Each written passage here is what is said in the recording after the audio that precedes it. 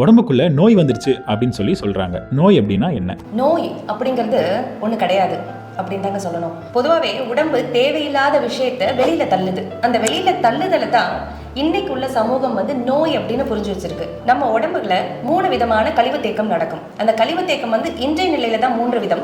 ஆரம்ப காலத்துல, அதாவது மனிதன் தோன்றிய அந்த நாட்கள்ல பாத்தீங்க அப்படின்னா ஒரே ஒரு விதமான கழிவு தேக்கம் மட்டும்தான் இருக்கும். அதுவும் தேங்காது. அன்றாட வாழ்க்கையில நகர்ந்து வெளியில போய்கிட்டே இருக்கும். அதனால நோய்வாய்ப்படுறதுக்கான வாய்ப்புகளே ரொம்ப கம்மியா இருந்தது. அன்னைக்கு நோய் நிறைய இல்லையே, இன்னைக்கு நிறைய இருக்கேன்றது காரணம் இதுதான். நோய் தேக்கங்கள், அதாவது கழிவு தேக்கங்கள் உடல்ல நிறைய நடக்க ஆரம்பிச்சிருச்சு. அதுல 3 விதமான கழிவுகள் இருக்கு. ஒண்ணு பாத்தீங்க அப்படின்னா கெமிக்கல் கழிவு, இன்னொன்னு விஷக்கழிவு, இன்னொன்னு உடல் கழிவு.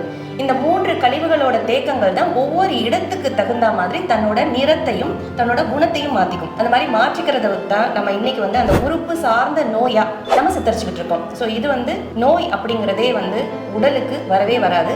இது உடல் உபாதைகள் அப்படின்னு தான் சொல்லணும். ஏன்னா இந்த கழிவு தேக்கத்தினால அங்கேருந்து வெளிப்படுறதுக்கான உள்ள ஒரு தொந்தரவை நம்ம நோயா புரிஞ்சு வச்சிருக்கோம். அதை நோயா நம்ம புரிஞ்சுக்க வேண்டிய அவசியம் கிடையாது. உங்கள் உடல் மற்றும் மனம் சார்ந்த எல்லா விதமான நோய்களிலிருந்தும் முற்றிலும் விடுதலை பெறுவதற்கு Cosmo classical Aqua healing centre.